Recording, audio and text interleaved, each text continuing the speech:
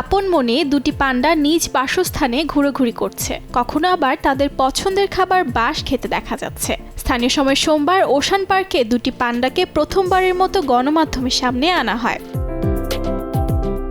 5 বছর বয়সী পান্ডা দুটি গেল সেপ্টেম্বরে চীনের সিচুয়ান প্রদেশ থেকে হংকংয়ে পৌঁছায়। নতুন পরিবেশের সঙ্গে খাপ খাইয়ে নেয়ার পাশাপাশি নতুন বাসস্থানে নিজেদেরকে মানিয়ে নিতে পান্ডাগুলোকে 2 মাস সময় দেওয়া হয়েছিল। আড়ালে রাখা হয়েছিল উৎসুক জনতার কাছ থেকে। আগামী 8 ডিসেম্বর আন আন এবং কেকে নামের এই পান্ডা দুটোকে জনসম্মুখে আনা হবে বলে জানায় কর্তৃপক্ষ। আমরা হংকং ছেড়ে কিছুদিনের মধ্যে চলে যাব, এজন্য আমরা পান্ডাগুলোকে দেখার জন্য মুখিয়ে আছি।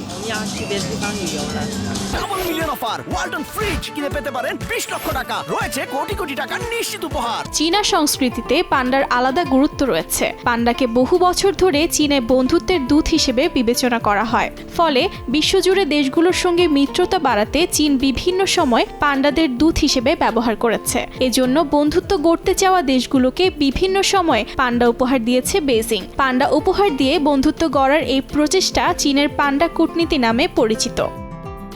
অর্চিতা শাহজিন, সময় সংবাদ।